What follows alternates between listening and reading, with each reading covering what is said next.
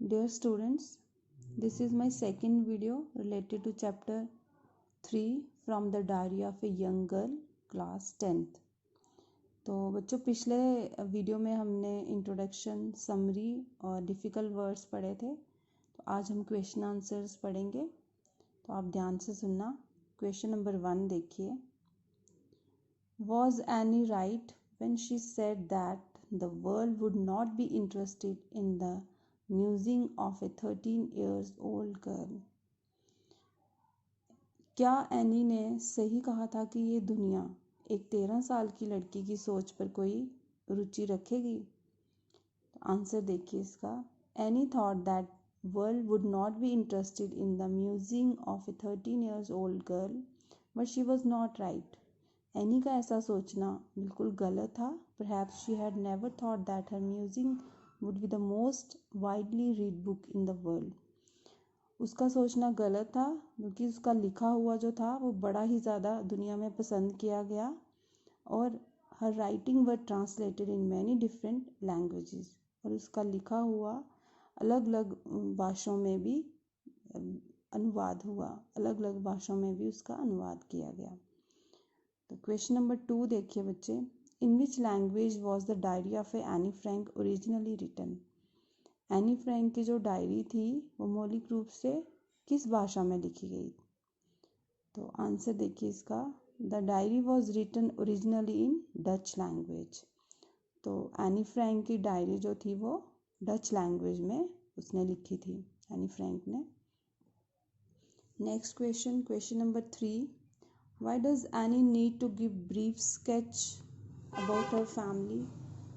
Does she treat Kitty as an insider or an outsider? Any को क्यों ज़रूरत पड़ी अपनी फैमिली के बारे में बताने की? Does she treat Kitty as an insider or an outsider? Kitty उसकी अपनी डायरी का नाम था, उसने अपनी डायरी का नाम किटी रखा था, तो वो किटी को एक बाहर वाला समझती थी या अपना समझती थी, ये हमने इसमें बताना है। आंसर देखिए। Anne gives brief sketch of her life because no one shall understand the story that she writes on the diary Kitty. Anne को अपने जिंदगी का एक संक्षिप्त वर्णन किया है उसने। क्यों किया? ताकि कोई और इस बात को समझ ही नहीं सकता था कि उसने क्यों लिखना शुरू किया, क्यों। तभी उसने अपनी डायरी पे पहले इंट्रोडक्शन अपने आप को उससे मिलाया। Anne did not have any close friend, she decided to write her feeling in a diary. उसका कोई अपना क्लोज फ्रेंड नहीं था, कोई उसका मित्र नहीं था, कोई सहेली नहीं थी क्लोज, तो इसलिए उसने अपनी फीलिंग्स, अपने एहसास, एक अपनी सोच, उसने सोचा कि मैं एक डायरी लिखूंगी। She introduce her life and family to Kitty as if she were to know that and understand her. उसने अपने आप को उससे मिलाया और अपनी फैमिली से मिलाया किटी को, और कि वो समझ सके और उसको पहचान सके और उसकी फैमिली मेम्बर्स को। So she needs to give a brief sketch of her family. तभी उसको ज़रूरत पड़ी एक अपनी फैमिली के बारे में उसमें लिखने की। She doesn't treat Kitty as an outsider but a very close insider with whom she can share her inner most feeling. वो किटी को अपना समझती थी, पराया नहीं समझती थी, और उसमें वो अपने अंदर की जो फीलिंग्स हैं अपने अंदर की, वो सब उसमें वो लिख देती थी अपनी डायरी में। Next question number 4। How does Anne feel about her father, her grandmother, Mrs Kuperus and Mr Keesing? इसका क्वेश्चन का मतलब है कि एनी अपने पापा, अपनी दादी और उसकी टीचर थी एक, और मिसिस कुपरेस, और उसके एक सर थे मिस्टर कीसिंग, उनके बारे में वो क्या सोचती थी? आंसर देखिए। Any had a small happy family, her father was an adorable man, she respect him a lot. Any की एक छोटी सी खुशहाल फैमिली थी, परिवार था उसका। उसके पापा बहुत ही ज़्यादा प्यार करते थे उसे, और वो उनकी काफ़ी इज्जत करती थी। She finds her grand mother A lovely lady she loved her most. और वो उसकी जो दादी थी वो एक बड़ी ही प्यारी लेडी थी, बड़ी ही, और वो उससे बहुत प्यार करती थी। After her death Anne missed her very much. She remarks, no one know how often I think of her and still love her. और उनकी डेथ के बाद एनी उनको बहुत याद करती थी, और वो उसने एक बार बोला कि कोई नहीं ये चीज़ जान सकता कि मैं उनके बारे में कितना सोचती हूँ और मैं उनसे कितना प्यार करती हूँ।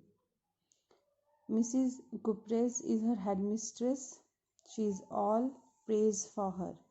मिसिज कुप्रेस जो थी वो उनकी हेड मैम थी और वो उनकी बहुत तारीफ़ करती थी। At her farewell both were full of tears. और जब लास्ट डे था उनका स्कूल का, उनकी फेयरवेल थी, फेयरवेल पार्टी थी, तो दोनों की आंखों में आंसू थे। एनी और मिसिज कुप्रेस की दोनों की आंखों में आंसू थे। शी लव्ड हर टीचर, वो अपनी टीचर से बहुत प्यार करती थी। मिस्टर कीसिंग तो he was an old fashion and strict teacher. Mr Keesing के बारे में वो सोचती थी कि ये बहुत ही पुराने ख्यालात का इंसान है। ही पुनिश्ड एनी फॉर बीइंग टॉकेटिव। वो एनी को बार बार पुनिश करता था, बार बार उसको दंड देता था क्योंकि वो बहुत ज़्यादा बातें करती थी क्लास में। नेक्स्ट क्वेश्चन नंबर 5 देखिए। What does any right in her first ऐसे। एनी ने अपने पहले ऐसे में, फर्स्ट ऐसे में क्या लिखा? आंसर देखिए। In her first essay entitled a chatterbox assigned to her by Mr कीसिंग।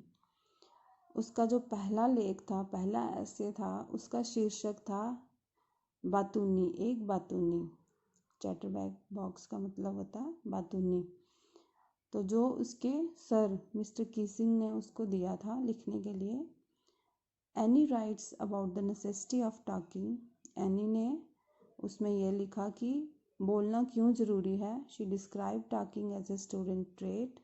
उसने बताया कि ये स्टूडेंट का एक लक्षण होता है, बातें करना। She writes that she would do best to keep talking under control. उसने ये भी बताया कि वो बहुत ज़्यादा अपने पे कंट्रोल करती है, अपने आप को काबू, इन अपनी बातों पर काबू पाने के लिए। But she also expressed her inability to control her habit. और पर वो अपनी इस हैबिट पर, इस पर कंट्रोल नहीं कर पाई। It was an inherited trait from her mother. ये एक उसको लक्षण विरासत से भी मिला था क्योंकि उसकी मदर से ये चीज़ उसको मिली थी। टॉकेटिव जो बातूनी, वो यूज टू बी टॉकेटिव। उसकी मदर भी जो थी वो बड़ी ही ज़्यादा बातें करती थी। इसलिए एनी ने बताया है कि ये एक इनहेरिटेड ट्रेट भी है जो उसने अपनी मम्मी से लिया है। वो used to be talkative. Question number 6 देखिए। Anne says teachers are most unpredictable. Is Mr Keesing unpredictable? How? Anne कहती है कि जो अध्यापक होते हैं वो बहुत ही अप्रत्याशित, मतलब चेंजेबल। अनप्रिडिक्टेबल होता है चेंजेबल। तो इज मिस्टर कीसिंग अनप्रिडिक्टेबल? क्या मिस्टर कीसिंग जो थे वो ऐसे ही व्यक्ति थे, अनप्रिडिक्टेबल व्यक्ति थे, अप्रत्याशित व्यक्ति थे? कैसे? आंसर देखिए। Anne says that teachers are most unpredictable. She says that on the basis of his personal experience. Anne ने ये बात अपने निजी अनुभव से कही थी कि जो अध्यापक हैं वो बहुत ही अप्रत्याशित होते हैं। Mr Keesing, her teacher, asked Annie to do a lot of tasks as a mark of punishment for her habit of talking in the class. Mr Keesing उसको हमेशा दंडित करते थे, हमेशा ज़्यादा काम देते थे क्योंकि वो बहुत ज़्यादा बातें करती थी क्लास में। She accept everything very gladly. पर एनी जो थी वो हर एक चीज़ को बड़े ही, हर उसका जो उसको दंड मिलता था, हर जो उसको एक्स्ट्रा काम मिलता था, बड़ी खुशी से उसको स्वीकार करती थी। She does every work in the right manner and spirit too. वो हर काम को बड़े ही दिल से करती थी और सही करती थी। But mister Keesing feel so amused by Anne's poem that she that he stopped punishing her any further. पर मिस्टर कीसिंग जो थे वो बड़े ही खुश हुए एनी ने जो पोइम लिखी थी और उन्होंने उसको दंडित करना बंद कर दिया. He allows her to talk in the class and never punishes her again. उन्होंने उसको क्लास में बातें करने के लिए अलो कर दिया और फिर कभी भी उसको दंडित नहीं किया.